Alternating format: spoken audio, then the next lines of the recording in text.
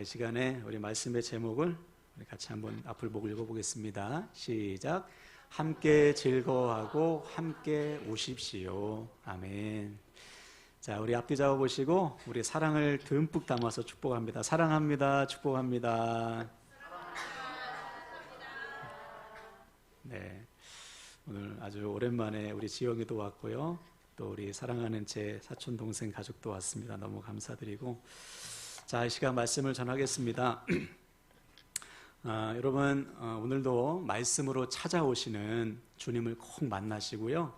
선포되는 말씀에 아멘으로 응답하셔서 말씀을 통해 치유하시고 회복하시는 은혜를 충만히 누리시길 축복합니다. 아멘. 자, 오늘은 우리의 실천 목표 세 번째인데요. 한번 따라할까요? 모든 성도가 동역하는 교회. 네, 성경은 교회를 가리켜서 주님의 몸이라고 그래요. 몸. 즉, 교회는 머리 대신 주님의 말씀에 순종해서 서로 몸이, 지체들이 하나 되어 동역하는 사람들입니다. 이 말을 바꿔 말하면 혼자서는 안 된다는 거예요. 함께 동역할 때만 우리의 믿음은 온전한 믿음, 그리스도의 장성한 믿음으로 자라게 됩니다. 이것이 이제 첫 번째 원칙이었잖아요. 다시 말해, 우리의 믿음은 혼자서 세울 수가 없다. 서로 하나 되어 동역할 때 온전한 믿음이 된다. 여러분, 서로의 믿음을 위해서 동역하시길 축복합니다. 두 번째 원칙은 우리 한 사람 한 사람을 하나님이 기둥으로 삼으셨대요.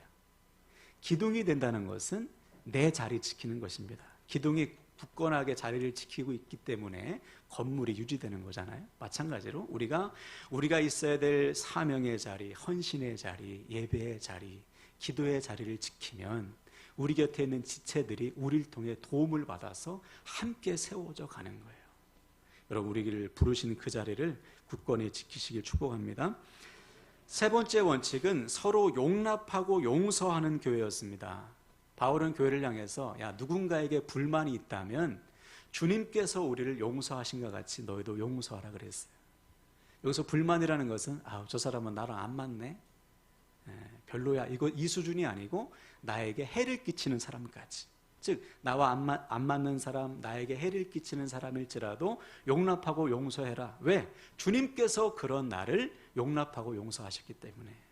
그래서 여러분, 날마다 주님의 사랑으로 우리 곁에 있는 사람들을 용납하고 용서하시길 축복합니다. 네 번째 원칙은 분쟁이 없이 서로 돌보는 지체였어요. 이 땅에 교회만큼 다양한 사람들이 없습니다. 여기서도 지금 어린아이부터 장년에 이르기까지 다 하나 되어서 예배하고 있지 않습니까? 어떻게 이렇게 다양한 사람들이 하나 될 수 있는가? 이유는 한 가지예요. 우리가 믿는 하나님이 한 분이시기 때문에. 우리가 주로 고백하는 주님이 한 분이시고 우리 안에서 역사하시는 성령님이 한 분이시기 때문에 우리는 얼마든지 서로 하나 될 수 있다. 그래서 우리가 하나 될 수 있는 비밀은 우리 자신이 주님 안에 거해야 돼요. 하나님 안에 거해 있을 때 우리는 다 용납하고 용서할 수 있는 거죠. 날마다 주님 안에 거해서 서로를 돌보고 분쟁 없이 서로 하나 되는 저와 여러분 되길 바랍니다. 다섯 번째 원칙은 뭐였냐면 허물을 덮어주는 사랑이었어요. 하나님께서는 우리의 죄와 허물을 덮어주시고 십자가의 사랑으로 구원해 주셨습니다. 아멘이십니까? 그래서 우리도 하나님처럼 살면 돼요. 하나님의 방법으로 어떻게 서로를 덮어주는 삶, 서로의 허물과 죄를 덮어주고 사랑하는 삶, 그때 반드시 생명의 역사가 나타납니다. 여러분, 날마다 부어주시는 하나님의 사랑으로 서로의 허물을 덮어주며 사랑하시기를 주님의 이름으로 부탁을 드립니다. 자, 오늘은 이제 여섯 번째 원칙인데요. 오늘은 함께 즐거워하고 함께 우는 교회입니다. 본문 15절로 다시 볼게요. 제가 읽겠습니다. 즐거워하는 자들과 함께 즐거워하고 우는 자들과 함께 울라. 바울은 교회를 향해 여러분 곁에 즐거워하는 자가 있다면 함께 즐거워하세요. 여러분 곁에 우는 자가 있다면 함께 우십시오. 이렇게 명령해요. 여기서 즐거워하다, 울다라는 단어는 모두 현재 능동형으로 되어 있습니다. 즉 적극적으로 이웃의 기쁨과 즐거움과 아픔과 슬픔에 동참하란 말이죠. 외면하지 말고 적극적으로 그들의 아픔과 슬픔을 공감하여 함께 나누라. 왜? 그것이 우리 주님의 마음이기 때문에 그래요. 오늘날 교회의 심각한 문제 중에 하나가 뭐냐면 신앙의 개인주의화입니다. 즉 나만 잘 믿고 나만 만족하면 이것이 신앙생활인 줄 알아요. 그렇지 않습니다. 쉽게 말해서 다른 사람의 기쁨과 슬픔에 관심이 없는 거죠. 옆에서 울든지 웃든지 상관이 없어. 그냥 나 혼자 믿는 거예요. 이것은 주님의 몸된 교회라고 볼 수가 없지요. 그래서 히브리서 4장 15절 볼까요? 우리 주님이 왜 오셨는지 한번 보겠습니다. 시작. 우리에게 있는 대제사장은 우리의 연약함을 동정하지 못하실 이가 아니요 모든 일에 우리와 똑같이 시험을 받으신 이로되 죄는 없으시니라. 아멘. 주님께서 이 땅에 오신 목적은요, 죄인된 우리를 불쌍히 여기셨기 때문에, 죄로 인해 심판받을 수밖에 없는 우리들을 외면하지 않으시고 인간의 몸으로 이 땅에 오사 우리의 아픔과 슬픔을 공감하시고 함께 하시는 임마누엘 하나님으로 오신 거예요. 그러므로 우리가 주님을 믿는다면, 주님이 내 안에 계심을 믿는 사람이라면 어떻게 이웃의 아픔과 기쁨을 외면하겠어요? 그들의 아픔과 기쁨을 공감하고 그들과 함께하는 삶을 사는 것입니다. 이것이 주님을 믿는 자의 삶이요, 주님께서 우리들에게 보여주신 삶인 거예요. 자, 그래서 사도행전 2장에 보니까요, 성도들이 주님처럼 살았어요. 주님처럼 서로 교제하고 떡을 떼고 함께 예배하고 또 자신의 물질로 상대방의 필요를 채워주는 삶을 살았습니다. 그래서 교회 안에 또 이웃에게 주님의 사랑이 막 흘러갔어요. 그랬더니 어떤 일이 일어나죠? 백성들이 칭송하는 교회가 되었습니다. 구원받은 자의 수가 날마다 더해지는 교회가 된 거예요. 다시 말해 이웃의 기쁨과 슬픔에 공감했더니 생명의 역사가 나타나더라. 이것이 주님께서 세우신 교회고 우리에게 원하시는 모습이라는 거예요. 근데 만약에 우리가 이웃의 아픔과 기쁨에 무관심하다면 어떻게 그들에게 우리가 전하는 복음, 우리가 전하는 생명, 우리가 전하는 사랑이 들어가겠어요? 들어갈 수가 없는 거죠. 그래서 창세기 4장에 보니까요, 아주 끔찍한 사건이 일어납니다. 아담의 두 아들이 있죠. 큰아들 가인, 동생 아벨인데 큰아들 가인이 동생 아벨을 쳐서 죽여요. 이유가 뭐죠? 하나님께서 아벨의 예배만 받으셨기 때문에. 가인과 아벨 둘 다 예배했는데 하나님께서 아벨의 예배만 받았어요. 왜냐하면 아벨이 마음과 정성을 다해서 믿음으로 예배했기 때문입니다. 근데 이것 때문에 가인이 분노하죠. 그리고 동생을 어떻게 해요? 시기하고 질투합니다. 결국 어떻게 하죠? 들로 불러서 거기서 쳐 죽여요. 자, 그때 하나님께서 가인에게 묻죠. 네 동생 아벨 어딨니? 그러니까 가인이 이렇게 대답했어요. 우리 앞을 보고 한번 읽어볼까요? 아니네요. 죄송해요. 제가 읽어드릴게요. 이렇게 대답했습니다. 가인이 내가 알지 못하나이다. 내가 내 아우를 지키는 자니까. 몰라요. 내가 뭐 아벨 지키는 자입니까? 이렇게 얘기했어요.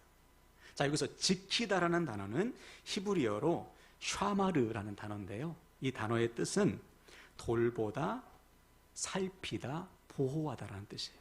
즉 누군가에게 깊은 애정과 관심을 가지고 보살피는 거예요. 그러므로 지금 하나님께서 야, 네 동생 아벨 어딨니? 그때 가인이 자신이 쳐 죽인 아벨에 대해서 이렇게 얘기한 거예요. 내가 왜 내 동생에게 관심과 사랑을 가져야 됩니까? 얘가 나와 무슨 상관이에요? 왜 나를 찾으세요? 이 말이죠. 자, 여기서 우리는 아주 중요한 사실을 확인해야 돼요. 우리가 누군가의 기쁨과 아픔에 무관심하다면 나를 통해서는 절대 생명의 역사가 나타날 수 없고요, 오히려 사망의 역사가 나타나는 거예요. 무슨 말이냐? 무관심의 결과는 사망인 것입니다. 무관심의 결과는 사망. 이 오늘날 세상의 교회를 조롱하는 거 아닙니까? 교회가 교회밖에 모른다는 거예요. 교회가 세상에 관심이 없어. 세상이 죽든지 울든지 슬프든지 기쁘든지 관심 없고 그냥 교회 울타리 안에서 자기들만 좋은 집단, 이기적인 집단으로 생각해요. 그런 모습을 보이는 교회들도 있지 않습니까? 우리는 안 그래요. 세상은 그렇게 생각하잖아요. 누구 하나만 그런 모습 보이면 교회 다 그러네, 이렇단 말이지. 오늘날 교회의 모습이 세상에게 비춰지는 모습이 그렇다면, 즉 이웃의 아픔과 기쁨에 공감하지 못한다면 우리가 어떻게 그들에게 복음을 전하겠어요? 우리가 아무리 복음을 전한들 그들에게 들어갈 리가 없지요. 그래서 우리 주님 시대도 마찬가지예요. 예수님 시대도 교회가, 즉 하나님의 자녀들이 이웃의 아픔과 기쁨과 슬픔에 전혀 공감하지 않는 거예요. 그러면서 하나님을 사랑한다고 말하는 것이죠. 그래서 주님께서 그 유명한 비유를 말씀하시지 않습니까? 누가복음 10장에 사마리아인의 비유. 잘 아시죠? 강도 만난 사람이 있어요. 얼마나 심하게 맞았는지 죽은 것처럼 길가에 버려졌습니다. 마침 누가 지나가죠? 제사장. 제사장이 지나가는데 보고서 피해가요. 제사장은 변명할 수 있습니다. 아, 율법에 죽은 시체를 만지면 부정해. 그럼 나 성전에서 일 못하니까 나 피해간 거야. 근데 이거 거짓말이잖아요. 그냥 보고서 살피지도 않고 피해갔습니다. 죽었는지 살았는지 살펴주지도 않았어요. 두 번째로 지나간 사람이 누구죠? 레위인. 레위인 역시 성전에서 일하는 사람이에요. 그 사람도 보고서 피해갔습니다. 오늘날로 말하면 목사와 직분자들이 다 죽어가는 사람을 보고도 그냥 피해간 거예요. 자, 세 번째로 누가 지나가죠? 사마리아인.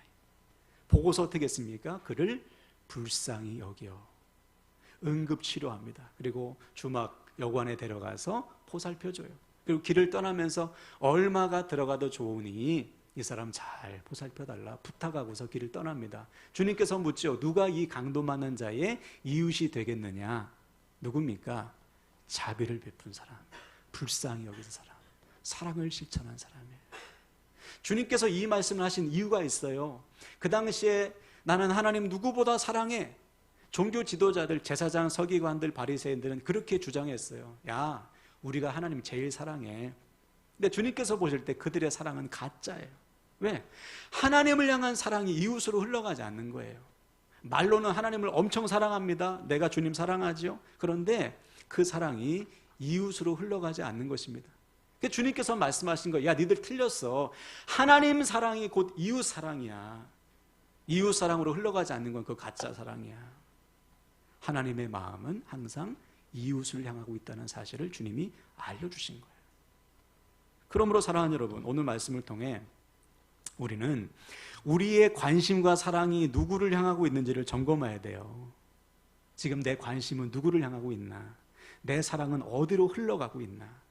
혹시 아직도 나와 내 가족밖에 모른다면 그 사람은 십자가의 주님을 만나지 못했을 가능성이 상당히 높죠. 우리 교회만을 지금 우리가 사랑한다면 우리는 주님의 몸된 교회가 아닌 거예요. 한번 생각해 보세요. 우리 주님은 나와 내 가족만을 위해서 십자가 지지 않으셨습니다. 우리 주님은 우리 교회만을 위해서 십자가에 지신 게 아니에요. 나 같은 죄인, 하나님의 사랑이 없으면 죽을 수밖에 없는 모든 영혼들을 구원하기 위해서 주님은 십자가를 치신 것입니다. 그러므로 우리가 이러한 하나님의 사랑으로 구원받은 자라면 마땅히 우리의 관심은 나 아닌 다른 사람, 즉 하나님의 사랑을 모르는 자, 그리고 지금 당장 주님의 사랑이 필요한 사람에게 향해야 되는 거예요. 이것이 하나님의 사랑을 받은 자의 삶입니다. 그래서 바울은 오늘 본문에서 여러분 즐거워하는 자들과 함께 즐거워하시고 우는 자들과 함께 울라고 명령하고 있는 거예요. 제가 지난 주일에 회개하는 일이 있었습니다. 저는 매주일 여러분들이 헌금을 하시고 우리 헌금위원들이 헌금을 정산하시면 헌금을 확인해서 컴퓨터에 저장하거든요. 그래서 3개월마다 여러분에게 보고하지 않습니까? 지난 주일날도 저장을 다 해놓고 이제 성도님들이 드린 감사의 제목, 또 헌신의 제목을 보는데 한 분이 이 수재민 헌금을 하신 거예요. 아직까지 누가 하셨는지 모르겠어요. 근데 제가 그 헌금을 보고 즉시 회개했습니다. 왜냐하면 제가 좀 고민했었거든요. 우리 교회가 수재민들을 도와야 되는데 돕고 싶어도 선뜻 재정이 조금 걱정이 돼서 고민하고 있었어요. 망설이고 있었어요. 근데 그 헌금복들을 딱 보는 순간 하나님이 말씀하시는 거예요. 야, 너 왜 좋은 거 내가 기뻐하는 거 망설이고 있니? 왜 네가 걱정하고 있니? 그래서 즉시로 순종했어요. 그래서 알아보던 중에 이 어린이를 돕는 게 있더라고요. 수재와 폭염과 폭우로 어려움을 당하는 아이를 돕는 재단이 있어서 세이브 더 칠드런이라고 거기에 이제 후원을 했습니다. 자, 그럼 여기서 한번 여러분 생각해 보세요. 누가 이웃의 아픔을 도울 수 있을까요? 재정적으로 좀 여유가 있는 사람이 도울까요? 그렇잖아요. 이웃의 아픔에 공감하는 사람이 도울 수 있습니다. 이웃의 아픔이 곧 나의 아픔으로 여기고 그들을 위해서 마음과 관심을 가진 사람만이 도울 수 있어요. 이 마음 누가 주시겠습니까? 주님이 주시는 거죠. 하나님, 제가 저들을 어떻게 도울 수 있습니까? 주님께서 나에게 감동을 주시는 거예요. 그 감동에 순종하면 되는 것입니다. 그때 우리를 통해 주님의 사랑이 흘러가서 생명의 역사가 나타나는 거예요. 고린도후서 8장에도 보면 비슷한 일이 있었습니다. 아니에요? 바울이 마게도냐 교회를 칭찬해요. 왜냐하면 그 당시에 이스라엘에 큰 극심한 기근이 있었습니다. 그래서 예루살렘 교회가 너무 재정적으로 어려운 거예요. 먹고 살기도 어렵습니다. 그래서 바울이 주변 나라야, 주변에 있는 교회들에게 야, 예루살렘을 위해서 너희들 좀 연보, 헌금을 준비해라. 어렵단다. 그래서 부탁을 했어요. 여러 교회에게. 그러던 중에 이 마게도냐 교회가 헌금을 했는데, 연보를 했는데 바울이 생각하기에 마게도냐 성도들이 할 수 없는 양의 헌금을 한 거예요. 바울의 표현대로 하면 힘에 지나도록 헌금한 것입니다. 너무 많이 한 거예요. 바울이 보기에. 왜냐하면 그 당시 마게도냐 교회는 가난했습니다. 정치, 경제, 종교적으로 환난을 당해서 지극히 가난하다고 성경에 써 있어요. 근데 그렇게 지극히 가난한 성도들이 힘에 지난 헌금을 한 것입니다. 왜? 예루살렘 교회의 아픔이 자기의 아픔처럼 여겨졌기 때문이에요. 지금도 마찬가지예요. 하나님은 부유한 자들을 통해서 일하시는 게 아닙니다. 아픔을 공감하는 사람을 통해서 일하시는 거예요. 오늘 말씀처럼 우는 자들과 함께 우는 사람들을 통해서 하나님의 역사를 이루어 가시는 거예요. 그러므로 사랑하는 여러분, 우리 역시 주님의 마음을 품으시고 우리 곁에 있는 우는 자들을 잘 살펴서 그들과 함께 울어주시고 우리가 할 수 있는 최선을 다해서 위로하고 섬기시길 축복합니다. 그때 반드시 우리를 통해 주님의 사랑이, 주님의 생명이 흘러가게 될 줄로 믿습니다. 아멘. 자, 또 한 가지, 바울은 우리에게 즐거워하는 자들과 함께 즐거워하라고 명령해요. 여러분 한번 스스로 마음속으로 대답을 해보세요. 여러분은 어려움 당한 이웃을 위로하는 것이 쉽습니까? 아니면 이웃의 잘됨을 진심으로 기뻐해 주는 것이 쉽습니까? 속으로 한번 생각해 보세요. 아픈 사람이 있으면, 어려운 사람이 있으면 위로하는 것이 쉽나? 잘된 사람을 진심으로 기뻐해 주는 게 쉽나? 최근에 우리 성도님 중에 한 분이 어떤 목사님의 간증을 들으셨대요. 간증의 내용은 목사님의 친구가 어느 날 전화 와가지고 야, 내 자식이, 자녀가 이번에 대학 합격했다. 그 소리 듣고 아주 진심으로 축복해줬대요. 축하해주고 야, 진짜 잘됐다. 너무 잘됐다. 그랬더니요, 그 밤에 자기를 찾아왔더래요. 왜 왔냐? 물어보니까 내가 내 자식 대학 합격한 거 얘기했을 때 너처럼 기뻐해주는 사람이 없다. 심지어 가족과 친척들도 그냥 심드렁하더라. 별로 진심으로 축하해주지 않더라. 그런데 너는 너무 축하해줘서 내가 너무 감사해서 고마워서 찾아왔다. 그러더래요. 그 간증을 들으시고 우리 성도님이 회개하셨다는 거예요. 자기도 곁에 있는 사람들의 잘됨을 그렇게 기뻐해 주지 못했다는 거죠. 그래서 앞으로는 정말 진심으로 기뻐해 줘야 되겠다. 그렇게 결단하시는 걸 제가 들었어요. 여러분, 너무 중요한 고백입니다. 우리가 우는 자들과 함께 울어주는 것 못지않게 중요한 것은 즐거워하는 자들과 함께 즐거워해 주는 거예요. 즉, 내 곁에 있는 사람들의 잘됨과 형통을 시기하지 않고 진심으로 내일처럼 기뻐해 주는 것입니다. 이것이 사랑이에요. 그래서 사랑은 시기하지 않으며, 그죠?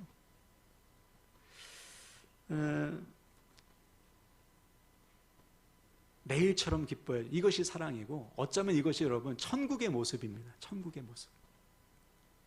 우리가 신앙생활 Q&A라고 미리 저에게 질문하신 분 중에 한 분이 목사님 천국에 가면 상급이 있다고 했는데요. 어떤 상급이에요? 이렇게 물어보셨어요. 나중에 여러분 요거는 이제 미리 말씀을 드리는데 성경에 보면 우리가 하나님 나라에 갔을 때 상급이 있다고 하잖아요. 공통적인 뭐 구원의 상급 말고 하나님은 구원받은 자가 하나님의 부르심에 헌신했을 때 받는 상급이 다 다르지 않겠어요? 우리가 헌신에 따라서. 성경에 보면 뭐 구체적으로 뭐라고 나와 있지는 않지만 베드로전서 1장 7절에 보니까 칭찬과 존귀와 영광을 얻게 된다. 주님께서 이 땅에 오실 때 우리가 받는 칭찬과 영광과 존귀가 다 다르다는 거예요. 그렇겠죠. 바울과 같은 사람이 받는 상급과 제가 받는 상급이 다를 거 아니에요? 그래서 하나님 앞에서 서서 칭찬하고 영광과 존귀가 다 다른데 만약에 여러분 천국에 다 갔어요. 우리가 지금 천국 백성이에요.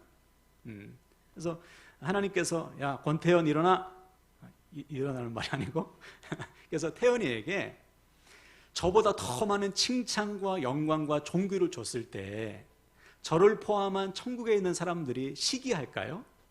아니면 내일처럼 기뻐할까요? 내일처럼 기뻐하는 거예요. 이게 천국의 모습이에요. 아 정말 기쁘다. 왜 그럴까요? 이미 주 안에서 다 한 자매요, 형제예요. 하나님 안에서. 또 이미 우리 안에는 무엇과도 바꿀 수 없는 천국의 기쁨이 있기 때문에 마음껏 축복해주고 축하해주는 거예요. 바로 이거예요, 여러분. 왜 예수님 시대나 지금이나 교회 안에서 시기와 질투가 있습니까? 서로 하나라는 사실을 모르기 때문에 그래요. 서로 한 형제 자매인데 교회 안에 있는 사람들을 시기하고 질투해. 있을 수 없는 일이에요. 왜 오늘날 곁에 있는 사람들의 잘됨을 내일처럼 기뻐해 주지 못합니까? 내 안에 지금 천국의 기쁨이 없는 거예요. 천국의 기쁨이 있는 자는 얼마든지 기뻐해 줄 수 있어요. 물론 정말 배려 없이 자랑하는 사람도 있죠. 우리 주변에 보면 집 없는 사람 앞에서 막 집 자랑하고 정말 그렇죠? 내 자식은 대학 떨어졌는데 막 서울대 갔다고 자랑하고 그런 사람이 있어요. 어린아이 같은 사람이 있습니다. 근데 그런 사람도 주님의 눈으로 보면 좀 이해가 돼요. 아직 믿음이 좀 어린아이구나. 아직 소망이 완전히 천국이 아니구나. 이 땅에 조금 소망이 남아있구나. 그렇게 보시면 얼마든지 우쭈쭈 해줄 수 있어요. 우쭈쭈 해줄 수 있어요. 애기들이 사탕 자랑하고 장난감 자랑하는 거 시기합니까? 여러분 시기가 나요? 그런 거예요. 그냥 그런 마음으로 품어줄 수 있는 거예요. 자, 그래서 주님은 이렇게 우리에게 말씀하셨습니다. 요한복음 16장 22절 볼까요? 시작. 지금은 너희가 근심하나 내가 다시 너희를 보리니 너희 마음이 기쁠 것이요 너희 기쁨을 빼앗을 자가 없으리라. 아멘. 우리 안에 천국의 기쁨, 구원의 기쁨이 있으면 그 어떤 것도 이 기쁨을 빼앗을 자가 없다는 거예요. 이 기쁨이 이미 우리에게 주어졌다는 것이죠. 그러므로 이웃의 잘됨과 옆에 있는 사람의 잘됨을 우리가 시기하고 질투할 이유가 없는 거예요. 그냥 내일처럼 기뻐해 주면 되는 것이죠. 왜? 우리 안에는 그것과 비교할 수 없는 기쁨이 있기 때문에.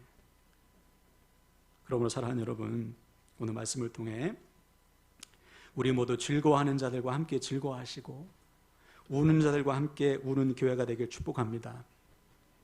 우리의 주님은 우리의 고통을 외면하지 않으시고 이 땅에 오셔서 우리와 함께 하셨어요. 그 주님처럼 우리도 우리 곁에 있는 사람들과 이웃의 아픔을 돌아보시고 그들과 함께 우는 교회가 되길 바랍니다. 뿐만 아니라 하나님의 자녀로서 서로의 잘됨을 기뻐하시고 이웃의 잘됨을 축복해 주시길 바라요. 그래서 우리가 누리고 있는 이 천국의 기쁨이 그들에게 흘러가기를 바랍니다. 그래서 시간 말씀을 마무리하는데요. 오늘부터 여러분 즐거워하는 사람들과 함께 즐거워하시고 우는 자들과 함께 우셔서 우리 안에 있는 이 주님의 사랑과 천국의 기쁨이 여러분 곁으로 잘 흘러가게 되시기를 주님의 이름으로 다시 한번 간절히 축원을 드립니다. 아멘. 이 시간 저를 따라서 선포하고요. 말씀을 마치겠습니다. 함께 즐거워하고 함께 우는 교회가 되겠습니다. 함께 즐거워하고 함께 우는 교회가 되겠습니다. 아멘.